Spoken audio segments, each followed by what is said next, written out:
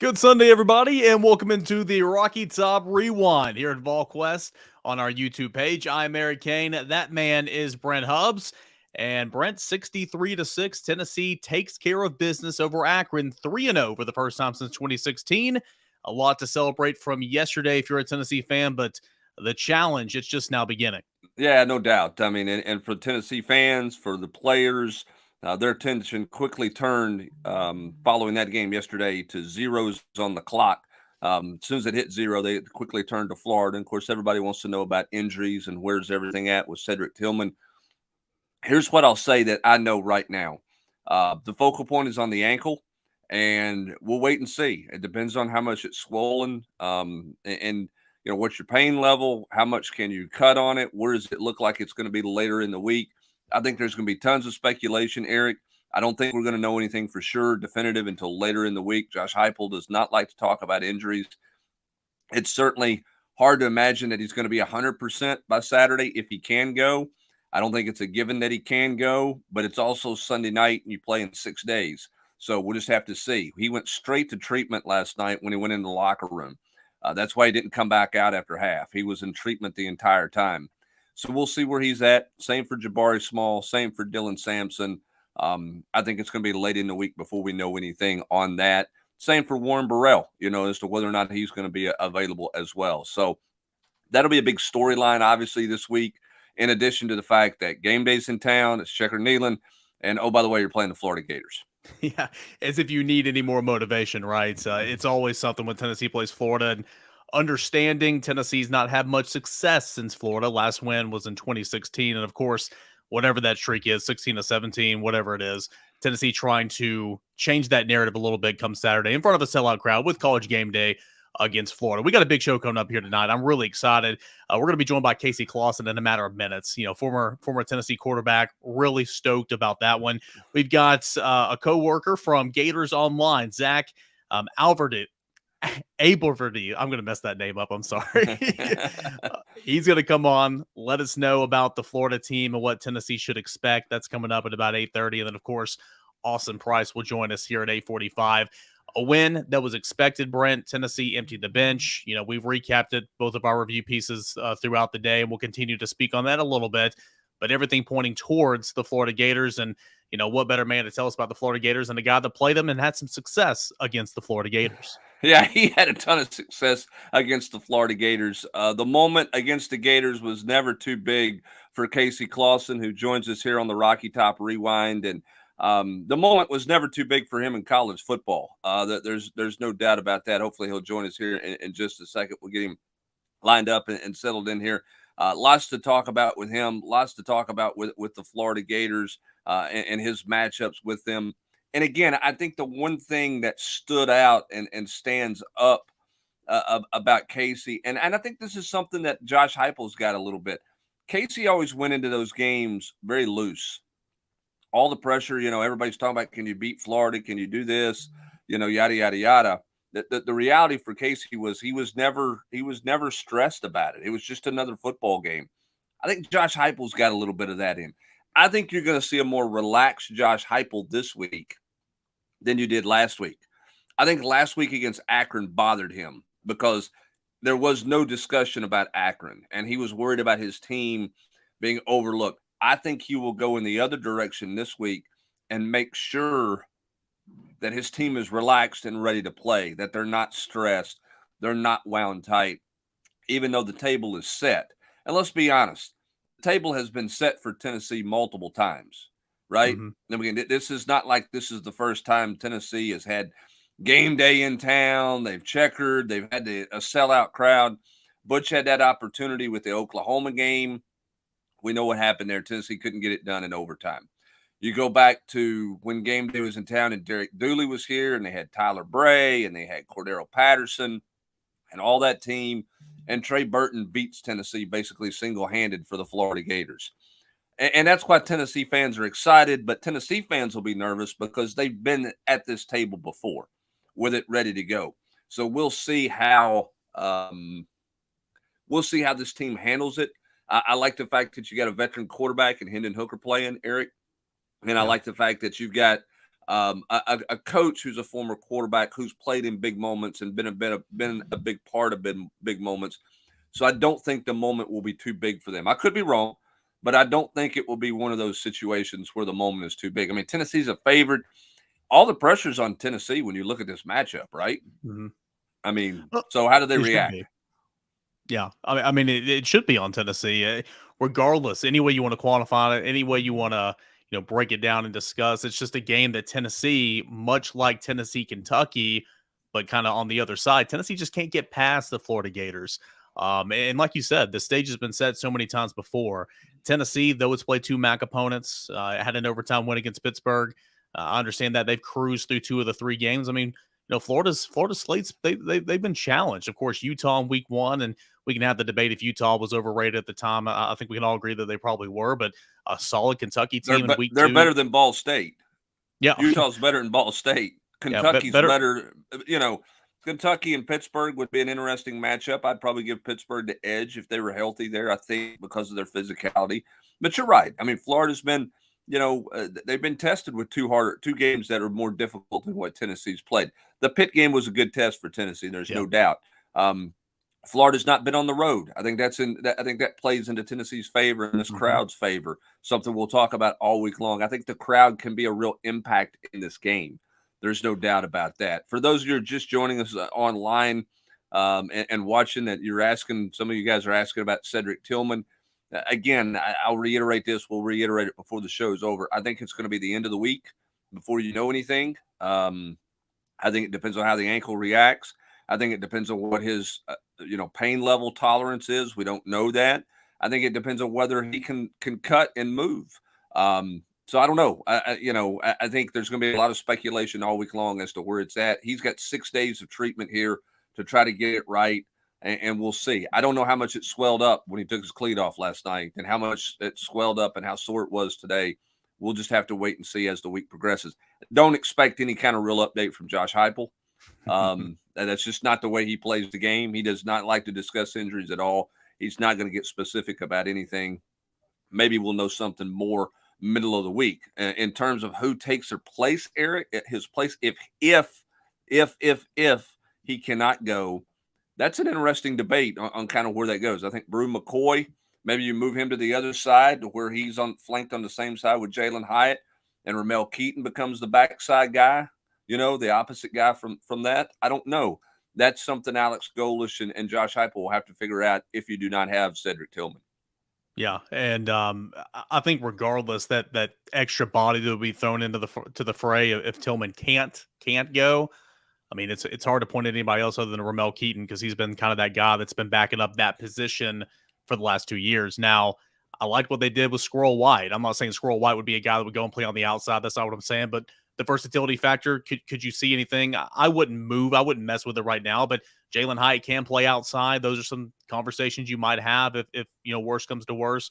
But I will say on Hyatt, at least, if Tillman's a no-go for the Florida game, and we'll watch that as the week goes on, the way Hyatt has begun this season, specifically the last 2 games, really the first game as well. I understand it was Ball State, but getting in the end zone on play number 1 there, just a rejuvenated mindset. Such an impressive player right now. He had a night of his life. What was it? 5 receptions for 2 long touchdown catches, well over 100 yards. What was it? 156 yards. You feel good about what you've seen from Hyatt so far this season to kind of pick up that slack if worse comes to worse and you lose your guy in Cedric Tillman for the Florida game or for whenever. Yeah, I agree. I love what Jalen Hyatt's doing. I've said this on every show that I've done. That I think he's the best story on this football team because of where he was late last year compared to where he is now. I don't know that I've seen a player make the mental transformation that this kid has made. He said in the media room last night, 2 touchdowns, big night, all the praise. And he reiterated multiple times that he hadn't accomplished anything. That's maturity because he knows it's going to get harder. He knows the challenges are going to be more difficult this week against the Florida secondary. It's an interesting matchup. Florida's best strength on defense is their secondary. Tennessee's best strength on offense is their ability to throw the ball. Yeah. So can Tennessee line up and run it? Because South Florida ran it very effectively. Utah ran it very effectively. Can Tennessee run the football? I still, Eric, don't think we know exactly how good Tennessee's run game is or isn't. I mean, they've done it against two weak opponents. They didn't really try against Pittsburgh because they didn't believe they could run it against Pittsburgh's front. So what do they think they can do against Florida's front? I think it's going to be really interesting to see. As for Jabari Small, I know Josh Heupel said he could have come back in the game. I don't know. I think that's, again, further evaluations, a shoulder look like or upper body deal. Remember, he missed multiple games with that shoulder, so we'll have to see there. Same for Dylan Sampson. He rolled his ankle. I don't think anybody feels like that's a severe ankle sprain, but running back and ankle sprains are challenging. So we'll have to see where he's at middle of the week as well. So biggest storyline, biggest question mark for Tennessee offensively all week long is going to be about the injuries. I was going to say you know all about those ankle injuries here lately over the summer, isn't that right? Yeah, and I'll say this. There's two things I will say. One, high ankle sprains are hard. I never had one. I had one this summer, so I understand why there's a player who misses multiple weeks with a high ankle sprain. They're difficult to get back over, or tries to go in, give it everything you have, and you just simply can't go. Yeah, and I'll say this too. Everybody kind of talked about, well, Cedric Tillman told his teammates he was fine last night, right? I'm good. Jabari Small told people on the sideline, I'm good. Okay. Adrenaline at that point, you can feel pretty good, right? I would have lost a lot of money, if somebody would have told me that I had a broken hip as I was on my way to the emergency, to the emergency room to get it checked out after the water skiing deal. I never dreamed that it was broke. So sometimes you don't know. You got to be real cautious and getting all excited because a kid says, hey, I'm fine, moments after it happened, because it's really about what it feels like the next day and the day after. So we'll see. Jamie Pritchard here with a good comment too. Walker Merrill probably deserves some opportunities, right, Eric? I mean, if you're looking for some more bodies outside, I like what Walker Merrill's done in two opportunities he's played. Didn't get the opportunity against Pittsburgh. I think he's come on. I think he's solid, and I don't think you should be afraid to play him in a football game. I don't think he's done anything to scare you about that. Then I'll ask you this one while we wait. We get Casey here in a minute. I think I had my clock wrong. He had it right. I didn't. I know that's a shock to everybody. Aaron Brown wants to know, is Squirrel the punt returner going forward? Eric, what are you doing there? When I look at the punt returner, first and foremost, I want someone who can secure the catch, and it is not as easy as it looks. I obviously was never a punt returner, but getting under there, trying to track that ball, it's no walk in the park, okay? But you also want someone that can impact the game. I mean, Velus was so critical for this team in so many different areas last year, but he gave them something. I mean, truly, that third phase of the football game, and break that down in particular, the returns. He gave that offense great field position so many times and gave him a spark. I'm not sure. I've not seen that throughout his career as a punt returner for Trayvon Flowers. I think he tried to do a little something on the first one the other night whenever he had the fair catch and then tried to pull it down and go. But Squirrel obviously had that 123 yards, nearly took it down the sideline for a house call. He's the type of player that can make guys miss in short space, has enough speed to get out there on the edge. I would go with Squirrel personally. Maybe that's an overreaction from seeing him yesterday. I get it, but I just want an impact player. I want someone who can change the course of a ball game. I think Squirrel White can do that more than Trayvon Flowers. But first and foremost, got to make that catch. And that's something that Trayvon Flowers obviously didn't do Pittsburgh towards the end of the game. And we'll have to see a Squirrel White if the confidence is there for him every single day in practice to maybe give him a shot in SEC play. Well, here's my thing with Squirrel White, and then we're going to get Casey in here. I was, while the punt return, the return that he nearly took house was great. I was just as impressed with the fact that he didn't look bothered by fielding the ball. He made a good decision on whether to fair catch, not fair catch.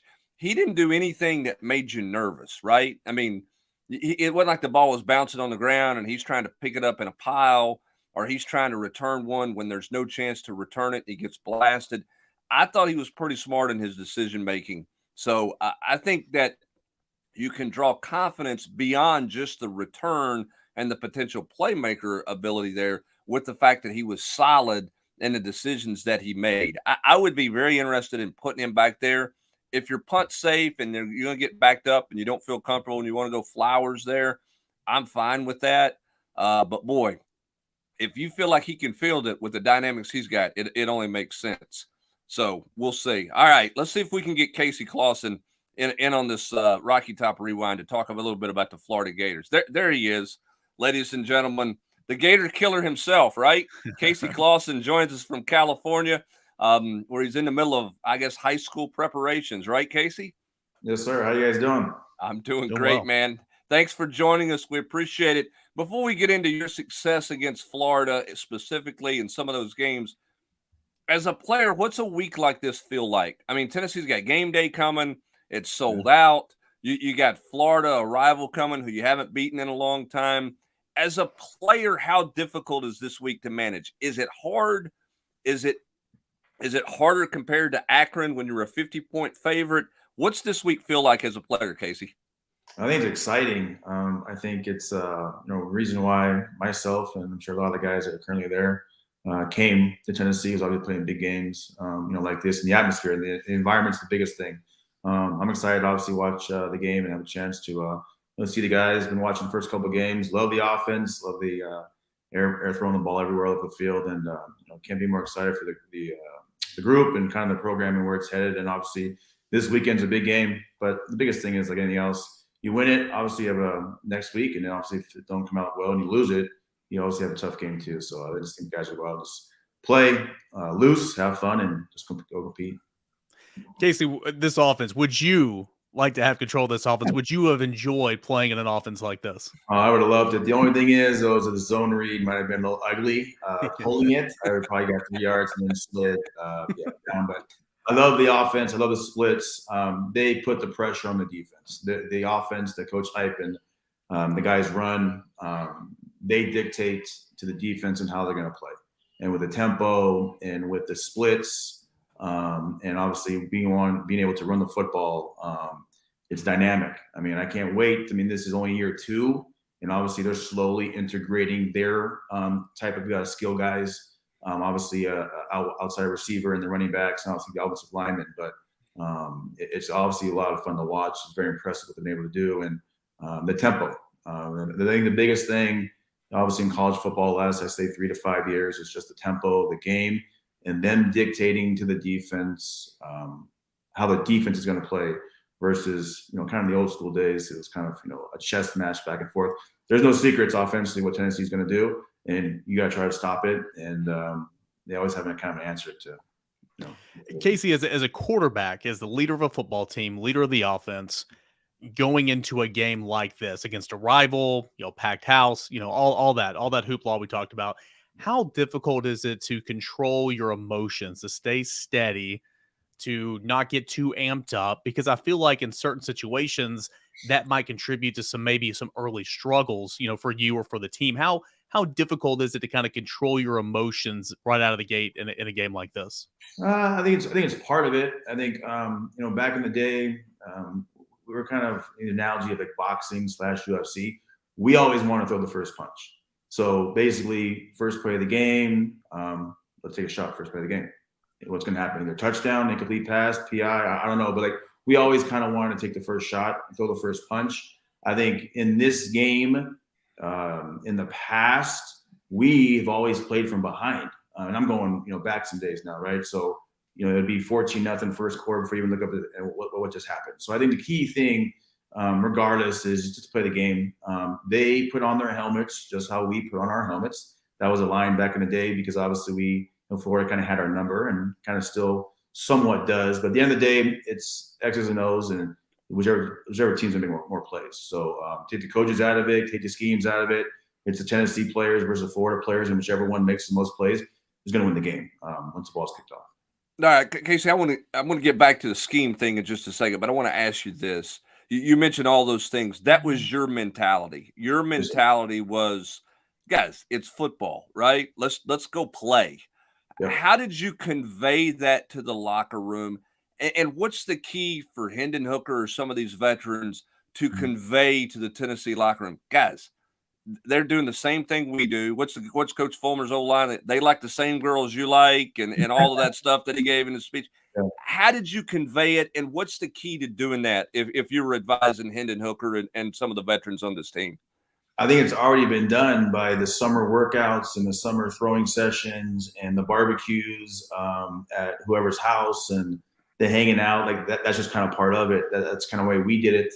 Back in the day was it's just, it's a brotherhood, it's a bonding, and I trust you, you trust me type deal. And no matter what the score is, no matter what the outcome in the first quarter, second quarter is, we're going to win the game. It doesn't matter. And I think it's trust in each other. And I think, knowing Hendon and obviously the experience he got last year in year one, and I say that again, in year one of an offense, year two is a whole different deal. Game slows down, the understanding of the offense slows down, the scheme and the feel for what obviously Coach Heupel and those guys want to do. Obviously he's a lot more comfortable, and just watching him the first 2-3 games, it's just trusting your guys and having an answer to no matter what they do. They want to come out and cover zero like Pittsburgh did. We're going to throw 15 deep balls, and if we can hit 6 or 5 of the 15 deep balls, there's 35, 42 points. If for whatever reason Florida, not normal Florida, wants to rush 4 and drop 7 or rush 3 and drop 8, then obviously the run game is going to be key, and obviously taking what the defense gives you. So I just think the system that they run, the style, the tempo, again, puts a lot of pressure on the defense. And the wild card that Hendon has is his legs. The game is so fast now that, yes, every once in a while the defense is going to dial it up and cover every single guy, read 1 through 4, and he's going to have to make some plays with his legs, which he can, which I feel in today's game you got to be able to do, is make plays with your legs as a quarterback. All right. You mentioned the word trust a couple of times in that answer. Last night, Squirrel White gets Hendon Hooker kind of going in the game because he catches a 47-yard ball downfield, makes a really good play, uses his speed. As a veteran quarterback, when is that moment that you say, all right, I can count on that guy? And I ask it for this reason. Jason Swain has told me about 3 different times you threw him a 50-50 ball as a freshman against Marshall. He made the catch, and from that moment on, your trust factor in him was different. Not that you didn't trust him before, but he proved you something on the game field. How big is like that catch last night by Squirrel White for Hendon Hooker to say, you know what? I don't have to always go to my senior guy. I can go to this young guy because he's going to be okay. Trust is everything. We had practice, obviously, in Coach Fulmer's famous line, and still stands to today. I tell it to my kids, is the way you practice is the way you're going to play. That's 99.9% of the time. But when the lights come on in front of 105,000 people at home, where it's quiet, or on the road where there's 105,000 people yelling and screaming at you, when you're on offense, you got to make plays. And at the end of the day, making plays is, I think, the most important thing. And trust goes a long way, and you got to be able to win in one-on-one battles. Obviously, Cedric's the main guy. Whether Florida locks him up one-on-one, wants to stick over the top, or whatever, he's not going to be able to win the game by himself. The offense spreads the ball over the field, 4 wides, 3 wides, the whole deal. So I think as many guys that obviously Hendon can get, the football, obviously trust. Obviously, if he goes out and throws the ball, 5 times the same guy and he drops all 5, probably not going to have the most trust or confidence in that guy. But I think the more depth, and I know they're trying to obviously get more depth and growth at the receiver position, is only going to make that offense, even better. So I think to answer your question, it's all about making plays on Saturday nights. And I'm excited to watch that this Saturday. Kind of more on that trusting thing right there. You gaining the trust of your receivers and your teammates in a game like setting. Hendon last week against Pittsburgh went to Cedric Tillman 18 times, 18 targets, hauled in 11 of them or something like that.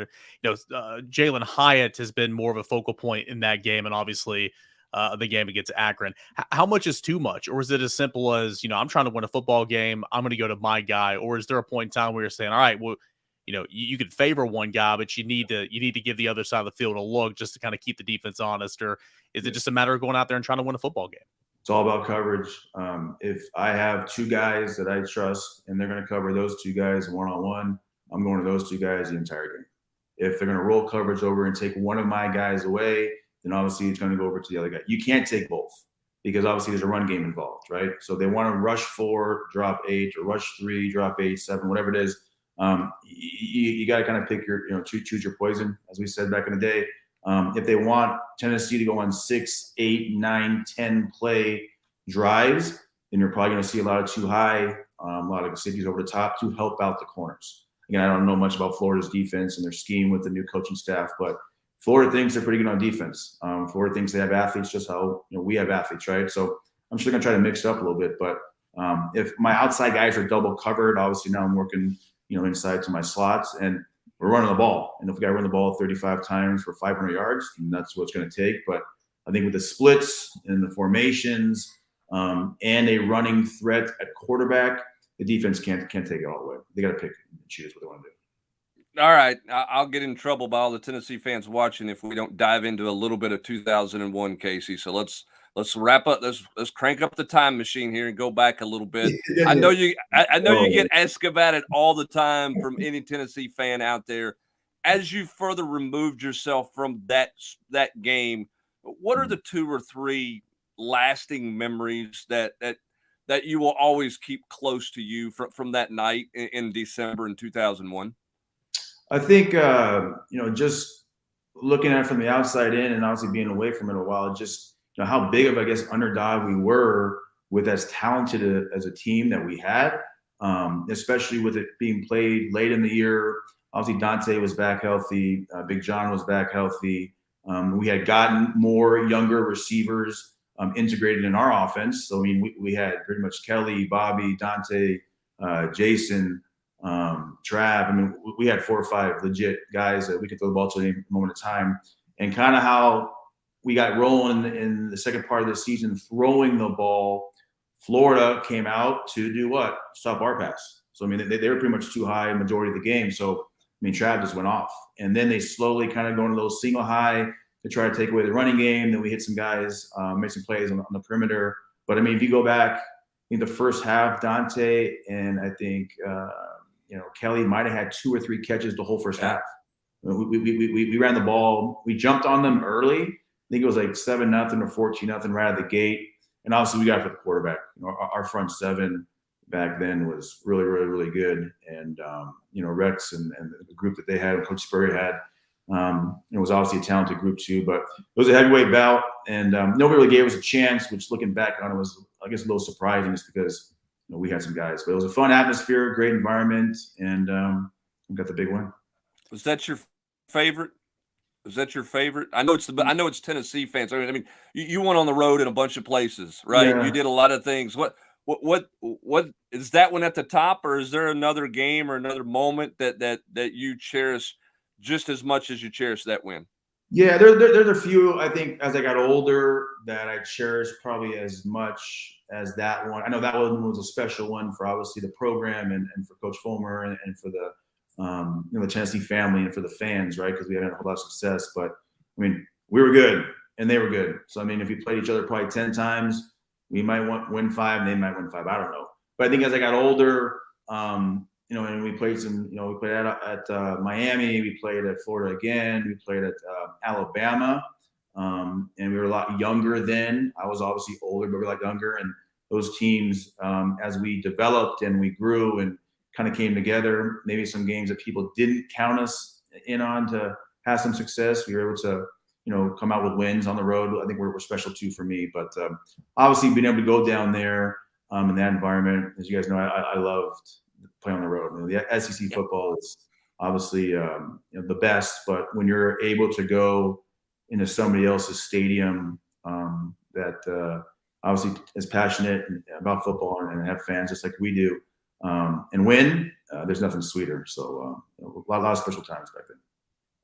Hey, Brent, I just want to get one more. I know we got to get him out of here, but we appreciate everybody over here on the column leaving comments. That's an awesome part about this live show. But I do want to take one to Twitter. Our guy Channing chimes in.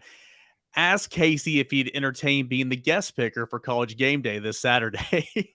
Yeah, I would love to. I don't know what day it is. We have a game. I'm coaching out here at my alma mater, actually, Alamany High School. So I don't know what time that is or what day it is. Normally, Rick and I like to come back every other year for the Florida game. I just heard today that obviously College Game Day is going to be out there and the whole deal. So we're not unfortunately going to get out there, but I don't know what time it's going to be. But if I'm around, I'd love to do it. Obviously, stay involved.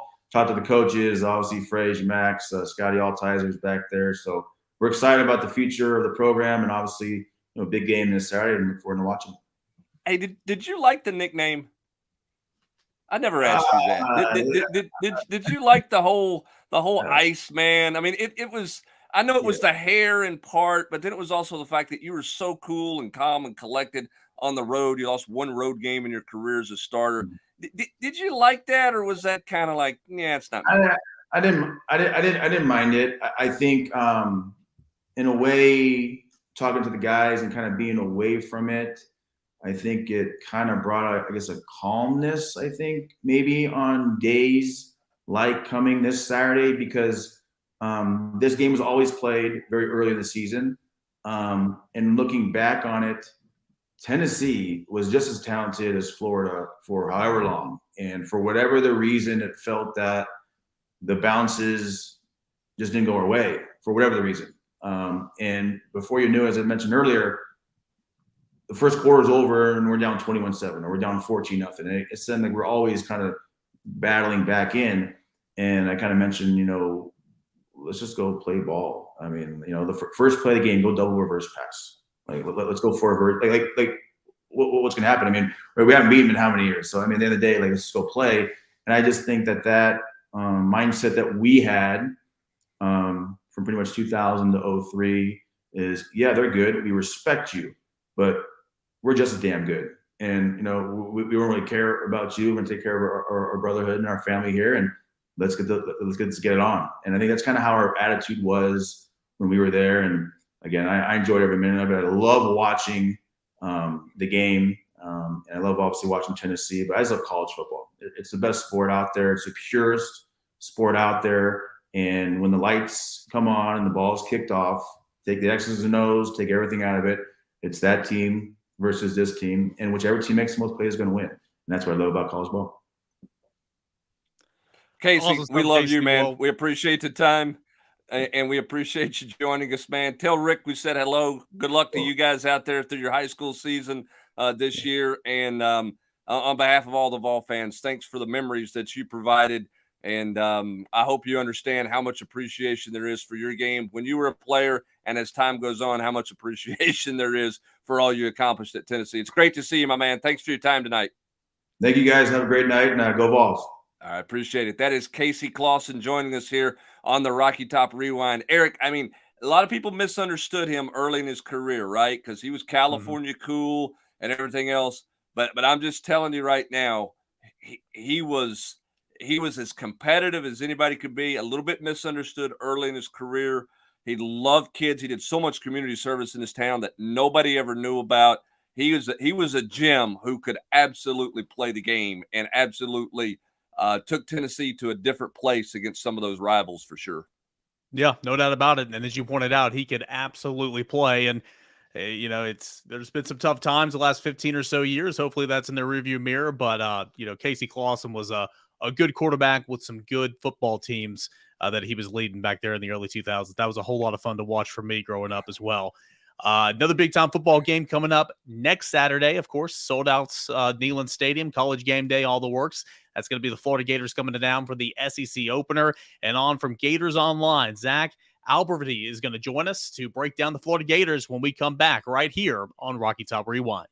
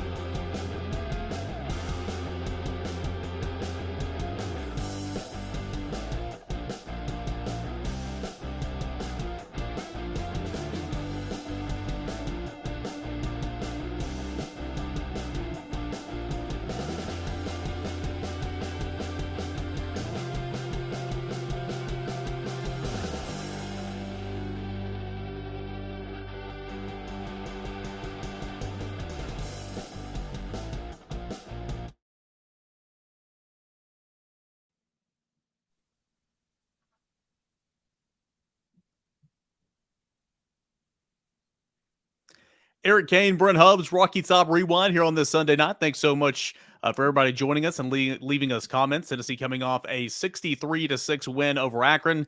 The challenge just beginning. Florida comes to town next week, and hear from Gators Online. Zach Alberty is going to join us right now and tell us all about the Florida Gators. Zach, thanks so much for joining us. How you doing tonight? I'm doing well. How are you guys? Appreciate you having me.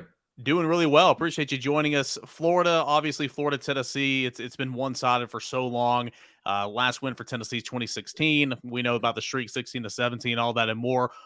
This Florida team got off to a fantastic start. Big time win in Billy Napier's debut against Utah. Huge win. Fell to a tough Kentucky team the week after, and of course struggled against South Florida just yesterday. What do you kind of make of this Florida team 3 games in to the season? Yeah, I think you're seeing a lot of that inconsistency that was the byproduct of their 6 and 7 year in 2021.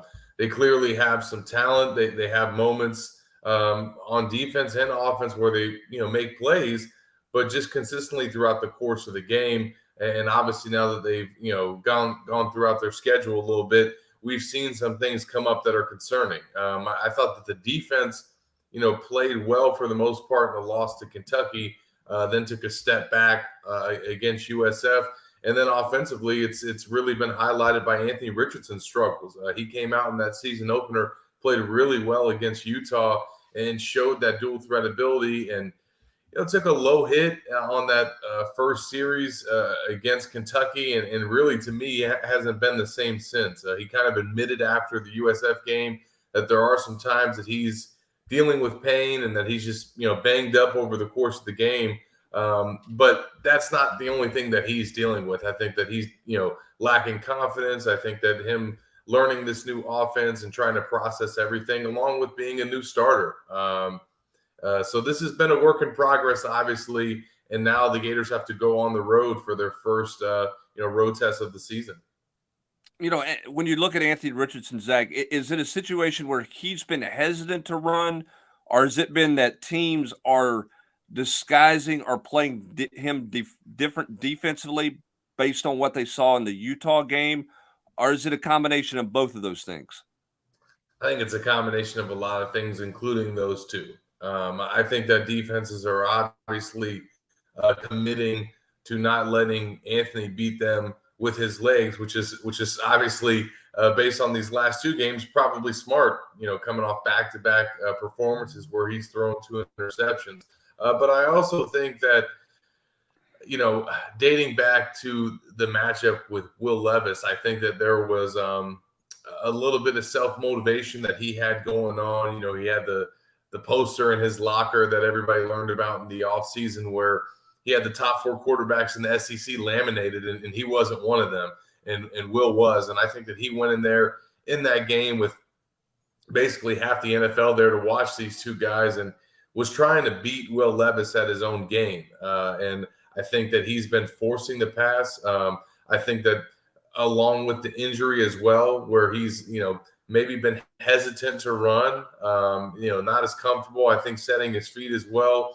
And then I think just a lack of confidence. He, really hasn't gone through these growing pains before of having to learn how to play the next series, play the next play, kind of deal with those struggles throughout the course of the game, because he's always just been coming off the bench and kind of being a spark plug for the Gators. So it's a combination of things, and it's, unfortunately for him, it's not going to get any easier this Saturday in Rocky Top, because now he's got to deal with the noise and all the adversity that comes with playing on the road in the SEC. Yeah, Zach, you kind of touched on it there. Not going from one play to the next, or maybe forcing some things. But I mean, throwing the football, it's obviously not been pretty so far this year. I don't think he's thrown for a touchdown, 4 interceptions. I haven't had a chance to watch a whole lot of tape. I've seen a little bit, obviously, some of that Kentucky game last week. But what else about Richardson throwing the football has just kind of not gone well so far this season? Is it? I do believe that I think confidence can certainly affect that. Has he not been taking enough chances? Is he not trusting himself? It just, on paper, him throwing the football, it just doesn't look good so far. Yeah, and he's had moments where, he had a throw to Trent Whittemore last night, had a throw to Justin Shorter, the one that wasn't intercepted. It was a deep ball kind of down the field that you can say, okay, there's some of those throws that we know that he's capable of. And then there's been times, man, where he's just sailing guys. He's throwing at their feet. He's off target. And I think some of it goes to the offense. I think him, processing things and going through that. I just don't think he's there yet. I think he's struggling with that. He's missing guys. You know what I mean? He's just flat missing guys that are wide open, easy check down throws that he can make that he's just not seeing. And I also go back to what I started with. I don't think that he is confident in his abilities because he's not 100% and he can't run like he wants to. It's hard to explain, but I think that, when he's at 100%, I think that he lets those throws come naturally and he lets those kind of plays develop because he knows that if they don't, he's got the ability to take off and run. And I think that in the back of his mind for the past 2 games, knowing that he does not have that in the back of his pocket, I think that's caused him to be a little bit more stressed and pressed in the pocket. And it's just he's just not processing things the way that he should. And I think that pressure is getting to him. I think that when he goes out there and has a series where he goes 3 and out or he misses a wide open guy, he has a hard time getting over that. And that kind of there's a little bit of a snowball effect going on. And the only way that he's going to get through that is to go out there and play well and have some confident boosting performances. But again, he's got a tough test this Saturday against Tennessee. All right, let's talk a little bit about the defense before we let you get out of here, Zach, because I know you got a bunch of stuff to do to get ready because it's going to be a crazy week of coverage for all of us. But defensively, Florida's had a hard time stopping the run, okay? I mean, I know Kentucky doesn't run it well, but Kentucky hasn't run it very well all year long. Utah goes for 200 yards, nearly 300 yards rushing by South Florida last night. Yeah. What's going on with the Florida front 7 against the run? Because that's always been a mainstay. They've always had dudes up there, and they've always been able to stop the run because they played press man coverage in the secondary and said, hey, we're taking that away. I know you got a new coordinator going on down there. What do you see out of the rush defense and out of the front 7 for the Gators?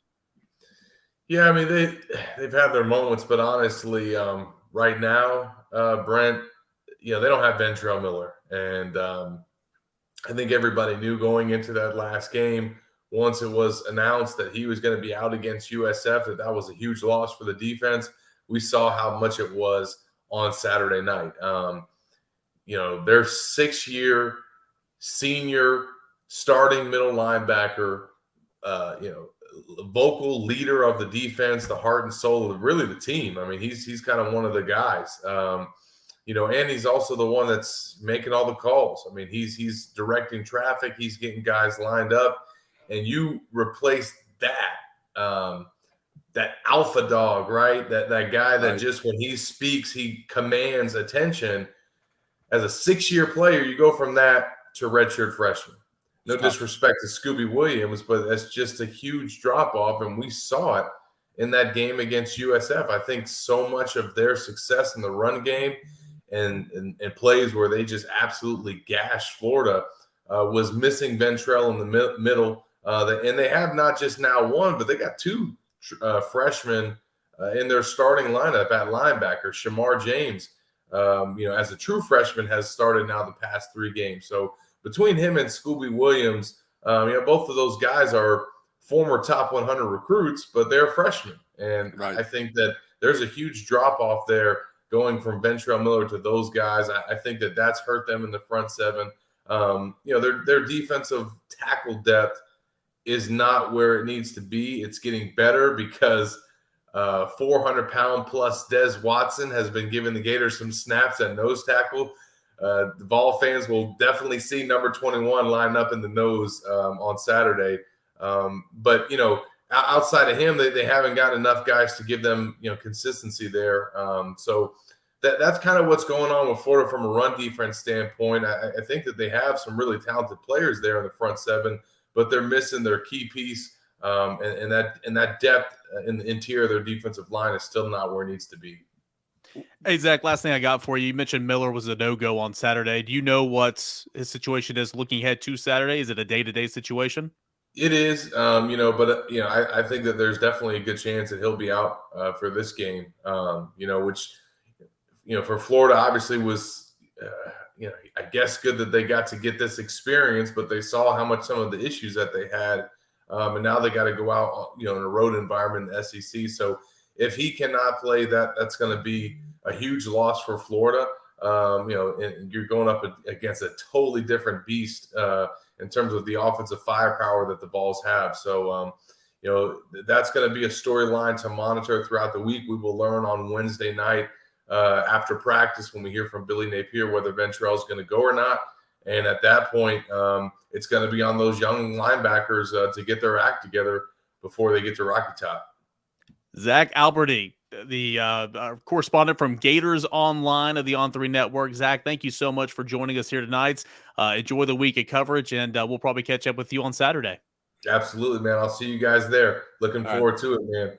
Thanks, Zach. Sounds hey, Tennessee fans, if you're a member of On3 and you want to follow what's going on with the Gators, Zach does a terrific job of team coverage. I mean, really breaks it down. His post-game stuff was in unbelievable detail last night. So if you want to follow the opponent this week as an On3 subscriber, you got the opportunity to do that if you're subscribing to Volquest. Be sure and check out what Zach and his team are doing down there at the Florida State. Great stuff down there. Zach, thanks again for your time, man. We appreciate you.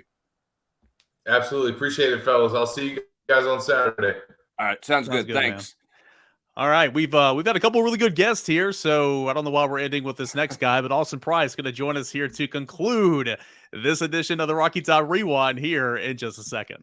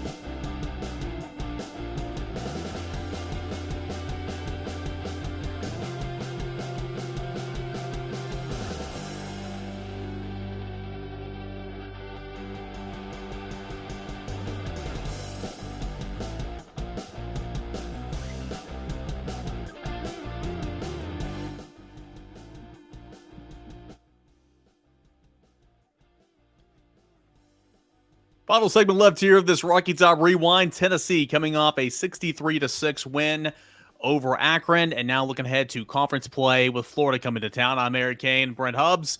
The man we welcome on now is our coworker, Austin Price. You guys know him. You guys love him. Austin, there's a couple of people. I'm just going to ask you right out of the gate. Have you been asked to be the guest picker on the College Game Day set Saturday morning? Because we have some people to think you're going to be it. No, I'm not in that realm of celebrity. I'm a lowly guy who likes to cover a little bit of sports. Nothing more, nothing less. But I will say this, Eric, you've got to get new material. You make that same joke about why we're ending the show with a low light and that every week. You got to come up with new material. I said we woke you on with fireworks 2 weeks ago. I mean, I was praising you then. I said it wasn't fireworks. Here's my material. It's the same shirt you were wearing on the show last week. I wore a white. No. It's the same shirt Austin was wearing last week. Yeah. I mean, what is that shirt? Is that your Atlanta Athletic Club, Peter Blah? My Sunday red. Thanks, Tiger. All right, AP, let's get to this. First of all, a lot of talk, obviously, about this game. We'll get to a couple things about the matchup. Let's talk recruiting for this coming weekend. How big of a weekend is this going to be for Tennessee? What are the early kind of highlights? What are you keeping an eye on this week in terms of potential visitors for Tennessee? Well, obviously we're going to talk about David Hobbs. He's the most important recruit on the board in my mind. He'll be here for an official visit. this is the kind of thing where, like, if the atmosphere is really good, you get so much momentum, and he rides the momentum of this visit. If Tennessee were to win the game, atmosphere is just spectacular. Like, because let's face it, if Tennessee wins, it's going to be a pretty good place to be, right? And so you just ride that momentum the rest of the way, all the way to the finish line.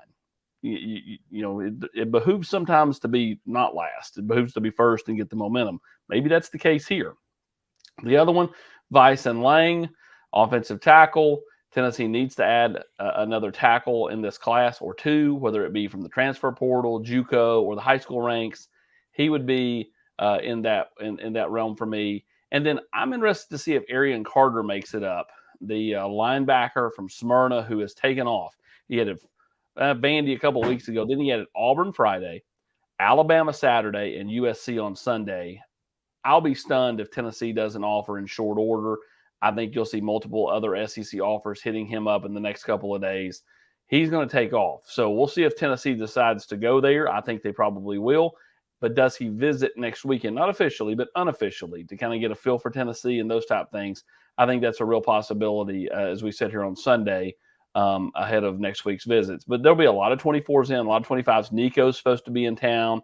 And I think that's great when you're talking about Vice and Lang, Dave and Hobbs. You need one of your bell cows in this class to be here. Ethan Davis will be back in town. Most committed guys will be here next weekend. Jack Luttrell was in this past weekend because he has an event next Saturday and cannot be here. But a lot of the committed guys will be back in town next weekend. And a 3:30 heavy hitters. 3:30. Sorry, I was going to say, you mentioned some of the heavy hitters and Lang and Hobbs, of course, but when you look at 2024 and in 2025 as well, Chattanooga is a really strong area for a lot of guys Tennessee's in on. You've got, Gorey Jr., who was up playing at Hardin Valley against Hardin Valley this past weekend. Of course, Carson Gentle's in that committed class for 2024. Boo Carter's a guy that Tennessee's well in on. That Chattanooga class for 24 and 25 is kind of loaded, and I expect Tennessee to really be heavily involved with those guys moving forward. Yeah, I agree. You look at 24, obviously Boo Carter, Marcus Gorey, Amari Jefferson. Tennessee's already got a commitment from Carson Gentle. And then in 25, Martellus Carter, Cameron Sparks, who's going to be a top 50 player nationally, I think, across all networks. Just a freak athlete. And so Martellus Carter can fly. Boo Carter, I think there's a chance he's here next weekend, for the Tennessee-Florida game. We'll see. Again, anything can happen. A lot of factors in play here. The kids could end up elsewhere for next weekend for a visit. But, I think that Knoxville will be a hot spot in recruiting next weekend because it's got game day. It's got a top 25 matchup, and Tennessee's got a lot of juice around it right now. And it's a 3:30 kickoff, which does not hurt from a travel standpoint because you're not going back at 4 in the morning, but you don't have to get up at 4 in the morning to drive to the game either because it's not a noon game or a night game. So 3:30s are a great factor for that as well. Hey, Houston wants to know about the Lipscomb guys. Anything going on with some of those guys? Any chance that any of them were coming in this weekend? Yeah, I think there's a chance Caleb Beasley makes it in this weekend. I think the Spillman brothers will be here as well. But yeah, those guys are very important to Tennessee. Obviously, Nathan's committed. Edwin's important in the 24 class to Tennessee, and so is Caleb Beasley. So, Tennessee's in a good spot with Edwin. And I think they're in a good spot with Caleb Beasley as well. And credit, the defensive staff for doing a nice job there. And credit Willie Martinez for doing a nice job with Caleb Beasley. He's done a nice job with the kids in Chattanooga. And so, we'll see how it all plays out. But this definitely feels like a situation where Tennessee has done a really nice job and continues to get out ahead of each class. Austin, we were asked earlier about this and been asked about the whole show. I've mentioned kind of my thoughts on Tennessee on the injury front, that it's just going to be a day-by-day thing. It's going to be, to me, middle of the week, late in the week, before you know anything for sure in regards to Cedric Tillman and Jabari Small and Dylan Sampson and those guys. That's kind of where I am right now. I'm not putting it off. I just don't know how, the swelling and the reaction and everything to that. Is that kind of where you are with these guys right now? You hearing anything different since we spoke earlier this afternoon? No, I mean, when you're talking about Samson and you're talking about Cedric Tillman, you're talking about ankles. How do they respond? All those guys have been hitting the stem and the TENS machine and pulsating and trying to get it going and activated since it happened last night. And so, how much can the training staff bring them along? And where's it at? Is it a high ankle sprain? Is it a low ankle sprain? If it's a low ankle sprain, bring it along all week, shoot it up, play. And then you've got a 2-week rest and recuperate until LSU. So, we'll see. As far as Jabari Small, it feels like more of a stinger type thing. I think he guts through it and plays next week. I still think you're going to see a ton of Jalen Wright. And then again, what happens with Sampson's ankle? That running back situation is different, though, because, if Small couldn't play, Sampson couldn't play, then you're at Jalen Wright and Justin Williams-Thomas, and then the emergency third back is Princeton Fant, and who knows what after that. So, that running back position is definitely one that you have to monitor all week long. Yeah, that's why Tennessee took a flyer on Lynn J. Dixon, knowing that you might not get anything, but this is the situation we talked about, and hopefully those guys will get healthy and be ready to go. Austin, when you look at Florida, obviously you know about the past, you know about the trends, you know about how they've fared since the Utah game this year. But this is a game to where doesn't matter where you are, you throw the records out. It's the old cliche. You throw everything out the window and you go play football. It's just Tennessee and Florida. Is that kind of how you see it? Yeah, I think Tennessee's the better football team. There's a reason they're the 9.5-point favorite. But I think Florida walks in, no matter how they've been playing, and let's face it, the last couple of weeks they've not been very good on offense. And they're going to give Tennessee their best because they're going to walk in here thinking, we own this team. We own this program. It doesn't matter what we've done last week against South Florida or how we played against Kentucky. We own Tennessee. And so that's why Tennessee's got to go out and not fall behind early. They've got to go out and punch Florida right square in the mouth that first quarter. You're going to hear me talk about this ad nauseum all week long. The first quarter is the key. If Tennessee is up at the end of the first quarter, I think Tennessee has a real chance to pull away and win this game by double digits. If they're not, they're letting Florida, get the early lead, or you have an early turnover and give Florida a short field and put your defense behind the 8 ball and those type of things, you give Florida a reason to believe even more, then that whole momentum thing can switch. I think that first quarter is massive for Tennessee this week. I think they've got to go out and just take it from Florida and just kind of just say, nope, not this year. This is our year, and that's kind of the mindset they're going to have. And I think it's imperative, Eric, too, that Tennessee gets off to a good start because of the engagement of the crowd. They're going to be revved up anyway. If you can hold that juice for that, early in the game and make some plays, this is a Florida team that's playing youth, that hasn't been on the road before. This coaching staff with this team hasn't been on the road. There's some potential growing pains there. And I think Tennessee's fans can be a factor in that, Eric. But to do that, the Tennessee team on the field has to do something good early to keep them engaged. No doubt about it. It's one of those games to where you kind of like Casey said, you want to go out there and you want to take a shot early. You want to throw the first punch, just like Austin said that he's going to say all week. You need to jump on him early. And I think it's interesting. And if you haven't read the 10 things you think you learned that Brent wrote up on the site from today, it's kind of interesting when you break down Hendon Hooker's numbers to start ball games this year. Now, of course, his numbers look great, and he's gone on to have solid football games. But in the first quarter, first couple of drives, his numbers aren't fantastic. In a game like this, you need him. You need those to be better, point blank. And so I'm looking forward to it. I know everybody here is looking forward to it. It's Tennessee, Florida, and the first big-time test. Of course, Pittsburgh was a test, but conference play, it's another animal now. Tennessee's going to get welcoming Florida into a sold-out Neyland Stadium for the Tennessee-Florida SEC opener. All right, Rocky Top Rewind. It's going to hit the review mirror now. Austin Price, Brent Hubbs. I am Eric Kane. Guys, thank you so much for joining us each and every Sunday night at 8 o'clock. We take a look back at the game and look forward to what's to come. Stay tuned to Volquest.com as the week goes on and the General's Quarters for all of our coverage. Hit the like button. Help this video get 500 likes. And always pay attention to us. Subscribe and follow us on the YouTube channel, Volquest, as well. For Austin Price, and Brent Hubbs, I'm Eric Kane. This has been the Rocky Top Rewind, Volquest.com.